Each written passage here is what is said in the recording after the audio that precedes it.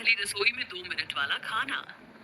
सुबह के 8 बज चुके थे। पूरा परिवार टेबल पर नाश्ते का इंतजार करते हुए रसोई की तरफ देख रहा था, लेकिन काफी देर होने के बाद भी जब वहाँ से कोई नहीं आता तो कलावती जोर से कहती है, बहू, अरे आज खाना मिल जाएगा या अगले जन्म तक इंतजार करना पड़ेगा? ये लीजिए खाना। इतनी भी क्या भूख लगी है आप लोगों को? अभी कुछ देर पहले ही तो चाय पी है सबने। बहू, कुछ देर को बहुत देर बीत चुकी है। ये क्या भाभी, इतनी देर लगा कर भी आपने बस सब्जी रोटी बनाई है? हाँ तो क्या, सुबह सुबह 56 भोग परोस कर दूं? अरे खाना बनाना कोई बच्चों का खेल नहीं है, मेहनत और समय लगता है। ऊपर से मैं अकेली सारा काम करने वाली। खाना जल्दी चाहिए तो अपनी दूसरी भाभी ले आओ। अरे भाभी, अब खाने के चक्कर में आप मुझे गोली चलवाने पर क्यों तुली हो? और नहीं तो क्या बहू, वैसे भी अब अच्छी लड़कियां रही कहाँ गई हैं दुनिया में। माँ, आप ढूंढना तो शुरू करो। वैसे भी ये नालायक अब शादी नहीं करेगा तो कब करेगा? अब तुम लोग खाने पर ध्यान दो। वैसे ही इतनी देर बाद खाना बनकर आया है।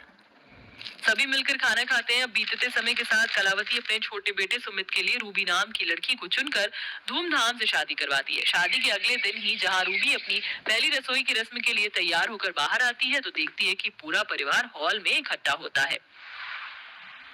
क्या बात है, आज तो आप सभी लोग बड़ी जल्दी उठ गए। हाँ भाभी, वो आज छोटी भाभी की पहली रसोई की रस्म है ना, इसलिए। मैं आप लोगों के लिए भी चाय बनाकर लाती हूँ। अरे नहीं नहीं बहू, चाय तो सुमन बहू भी बना देगी। तुम तो बस खाना बनाने पर ध्यान दो। हाँ, खाना ना स्वादिष्ट और जल्दी बनाना। वो क्या है ना, तुम्हारी जिठानी खाना बनाने में बहुत समय लेती है। हाँ, और फिर जब खाना बनकर आता है तो हमारी भूख मर जाती है। बस बस, मेरी बुराई हो गई हो तो उसे रसोई में जाने भी दो।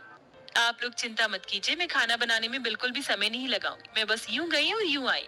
रूबी रसोई में जाती है और यहाँ सभी को टेबल पर बैठे 2 मिनट ही हुए होते कि तभी रूबी सभी के लिए नाश्ता लेकर बाहर आती है। नाश्ते में सिर्फ सैंडविच, पोहा और जूस देखकर सुमन जोर से हंसते हुए कहती है, अरे तुम्हें खाना बनाने के लिए कहा था, सैंडविच पोहा नहीं। जेठानी जी, सुबह के नाश्ते के लिए भला सैंडविच पोहा और जूस से बेहतर क्या होगा? और तो और ये 2 मिनट में बन भी गया तो समय की बचत भी हुई।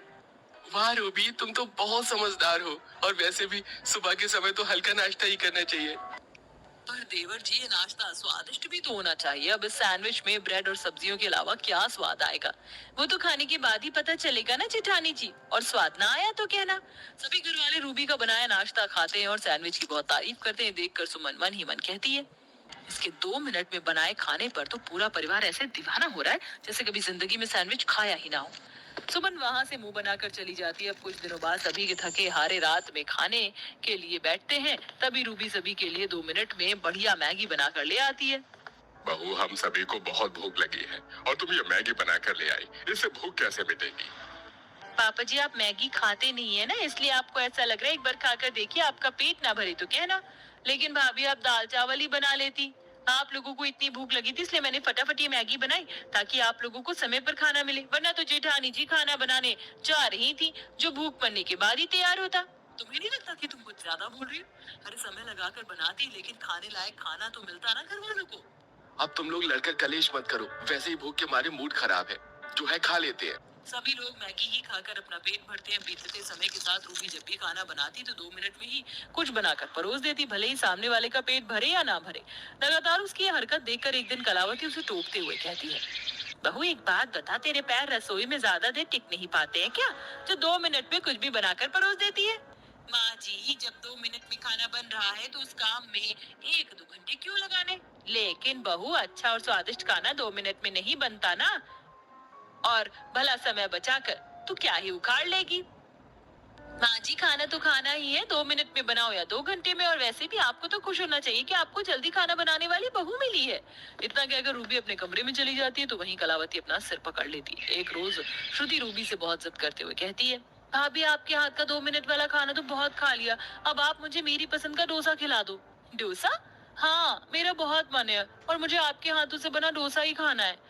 रूबी किसी न किसी बहाने से श्रुति को मना करने के चक्कर में रहती, लेकिन श्रुति के बहुत जिद करने पर उसे हाँ करना ही पड़ता। उनकी बातें सुन रही सुमन मन ही मन कहती है, अब देखती हूँ कि ये डोसा बनाने में इसे कैसे देर नहीं लगती। बड़ी आई 2 मिनट में खाना बनाने वाली।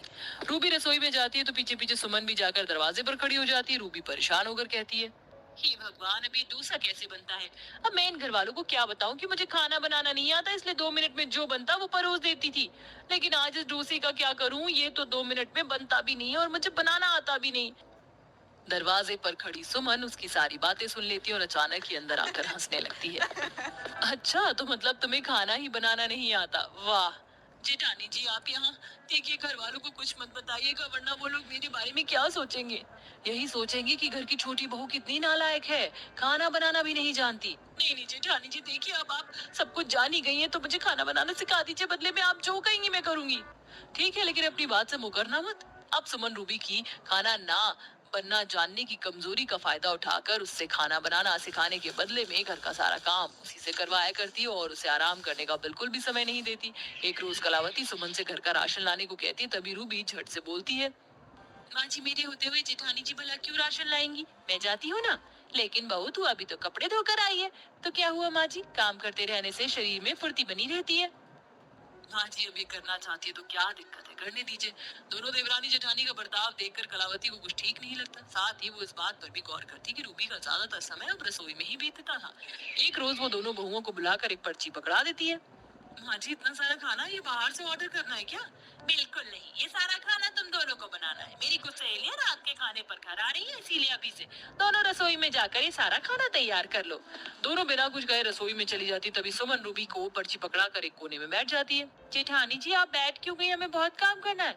हमें नहीं रूबी, तुम्हें, वो भी अकेले, क्योंकि मुझसे ये सब नहीं होगा। लेकिन मैं इतना सब अकेले कैसे बनाऊंगी? बनाना पड़ेगा, मैंने तुम्हें सिखाया तो है। और वैसे भी नहीं बनाओगी तो तुम जानती हो मैं माँ जी को सब सच बता दूंगी। अब रूबी मजबूरी के चलते चलते अकेले ही खाने की तैयारी में लग जाती है। 2 घंटे बीत जाने के बाद भी जब दोनों बहुएं रसोई से बाहर नहीं आती, तो कलावती रसोई में जाती है, जहाँ वो दोनों की बातें सुन लेती है। जल्दी हाथ चलाओ, अभी तो 4 ही चीजें बनाई हैं तुमने, अब तो तुम खाना कोई सोचता ही नहीं था देसी। गई हो, फिर भी धीरे धीरे हाथ चला रही हो। ये क्या हो रहा है? छोटी बहू तो अकेले काम क्यों कर रही है? आखिर ये सब चल क्या रहा है? कलावती का चिल्लाना सुनकर रूबी उसे सब सच बता देती है। तभी कलावती सुमन को घूरते हुए कहती है, अच्छा, तो तू अपनी देवरानी की कमजोरी का फायदा उठाकर उससे सारे काम करवा रही है? बहू तो इतनी स्वार्थी कैसे हो सकती है? माँ जी, माँ जी, मुझे माफ कर दीजिए, मैंने आपसे ये बात छिपाई कि मुझे खाना बनाने नहीं आता। तूने डर से बात छिपाई, लेकिन सुमन बहू, जब तुझे ये बात पता चली तो तुझे मुझे बताना चाहिए था, लेकिन तू तो इससे नौकरानी की तरह काम लेने लगी। आज मुझे माफ कर दीजिए, इसके 2 मिनट के खाने के चलते सभी घर में इसके गुण गा रहे थे, इसीलिए इसीलिए तूने इससे ऐसे बदला लिया। अरे, माफी मांगनी है तो इससे मांग। रूबी, मुझे माफ कर दो, मैंने तुम्हारे साथ बहुत गलत बर्ताव किया, लेकिन मैं अब वादा करती हूँ कि आगे से ऐसा कभी नहीं होगा। रूबी अपनी जेठानी को माफ कर देती है, जिसके बाद दोनों मिलकर बढ़िया और स्वादिष्ट पकवान बनाती है और उस दिन के बाद से दोनों देवरानी जेठानी मिलकर रहा करती है और बिल्कुल भी झगड़ा नहीं करती। अरे वाह, माँ आज खाने में क्या खुशबू आ रही है। ओए होए होए होए होए, इसे कहते हैं लाजवाब। माँ के हाथों की मटर पनीर बिना खाए पता चल जाता है कितनी स्वादिष्ट होगी। और वैसे भी माँ के हाथों में तो जादू होता है। बस कर, अपनी माँ को कितना मक्खन लगाएगा, और मैं तुझे कब तक यूं ही मटर पनीर के चटकारे दिलाती रहूंगी। अब मेरी बूढ़ी आंखों से दिखाई नहीं देता है, मेरे लिए एक बहू ले आ जो अब मुझे भी मटर पनीर बनाकर खिलाए, समझा तू? अरे माँ, क्यों शादी वादी के चक्कर में फंसा रही हो मुझे? मैंने देखा है कैसे पापा आपसे डरे डरे रहते हैं। अरे ओ उल्लू के पट्टे, तेरी माँ से प्यार करता हूँ, डर वर कुछ नहीं है मुझे। सही बोल रही है तेरी माँ, जल्दी से शादी कर ले, क्योंकि जब तेरी मटर पनीर बनाने की जी हुजूरी छोड़ देगी मेरी सुरेखा, तो मैं उसके साथ ज्यादा वक्त बिता पाऊंगा। दोनों के दोनों बाप बेटे मस्करी करने में सबसे आगे हैं। ये लो, मटर पनीर के साथ चावल पूरी का भी मजा लो। हाँ हाँ माँ, वैसे सोच रहा हूँ कर लेता हूँ शादी, फिर अपनी पत्नी के हाथ का मटर पनीर खाऊंगा। हाँ हाँ बिल्कुल, तू उसको भी ऐसे ही परेशान करना, बार बार मटर पनीर खाकर। ऐसे ही घर वाले हंसी मजाक करके मटर पनीर का आनंद लेते हैं। वहीं दूसरी तरफ नम्रता अपनी माँ के बनाए मटर पनीर की महक से नाक बंद कर लेती है। ओहो माँ, आपको कितनी बार बोला है ये मटर पनीर मत बनाया करो, मुझे नहीं पसंद। आज मैं खाना नहीं खाऊंगी, मैं बाहर से ही कुछ खा लूंगी। हे भगवान, तेरे तो मटर पनीर शाही पनीर देखते ही दिमाग खराब हो जाता है। अरे, तेरी वजह से अब मैं और तेरे पापा अपनी पसंद का खाना भी नहीं बनाए क्या? अपनी बहन से कुछ सीख, कितने मजे से मटर पनीर खाती है। आज तो मैंने पूरी भी बनाई है, ले खा के देख। जी माँ, पागल हो क्या आप? आपको पता तो है मैं ये नहीं खाती, मुझे पनीर बिल्कुल नहीं पसंद, बहुत कच्चा कच्चा लगता है। और आप दो सब्जी बनाती हैं, आज क्यों नहीं बनाई? हाँ सच में दीदी खराब है, कितने ड्रामे करती हैं। बस इन्हें मटर पनीर में ही पनीर नहीं पसंद, वरना बाहर पनीर के मोमोज खाती हैं, पनीर की चाउमीन भी और पनीर पिज्जा भी। हाँ तो जंक फूड खा लेती हूँ, उसमें ऐसा कुछ नहीं लगता, उसको पका देते हैं, पर मुझे सब्जी नहीं पसंद मम्मी इसकी। भाड़ में जा तू, मैंने तेरा ठेका ले रखा है। अब मैं दो सब्जी नहीं बनाऊंगी, खाना है तो खा वरना मत खा।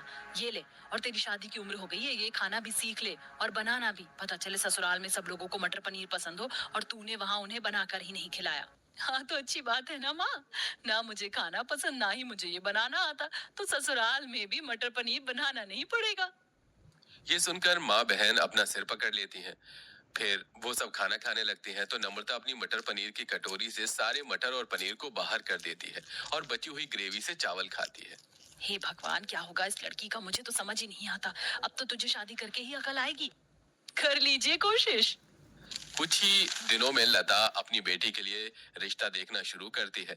वहीं पंडित द्वारा सुरेखा को नम्रता की फोटो पसंद आ जाती है। दोनों के परिवार वाले आपस में बात करते हैं और देखते ही देखते अरुण की नम्रता से शादी हो जाती है। शादी की पहली रसोई में सास बहू को कहती है, अच्छा बहू, अपनी पहली रसोई में मटर पनीर, पुलाव, पूरी, कचौड़ी, सलाद, रायता और कुछ मीठा बना लेना।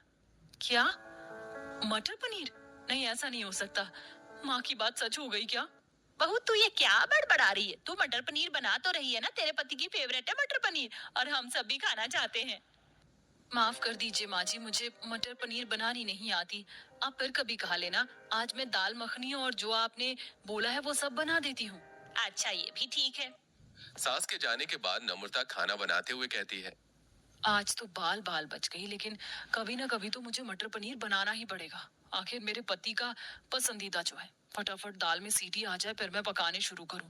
चावल पूरी तो तैयार है, सलाद काट लेती हूँ जब तक। कुछ ही देर में नम्रता खाना तैयार कर लेती है। मेरी एक भी रील वायरल नहीं हो रही थी। अपने ससुराल वालों को खाना खिलाती है। अरे वाह बहू, खाना तो बहुत अच्छा बनाया है, लेकिन मुझे तो लगा था सुरेखा तुम अपनी बहू से आज मटर पनीर बनवाओगी और हम वही खाएंगे। अरे हाँ नम्रता, तुमने मेरे लिए मटर पनीर नहीं बनाई? अरे बहू अगली बार बना देगी, फिलहाल आज यही खा लो। उसने आज अपनी पसंद से बनाया है, तुम्हारी पसंद फिर कभी सही। ये भी ठीक है।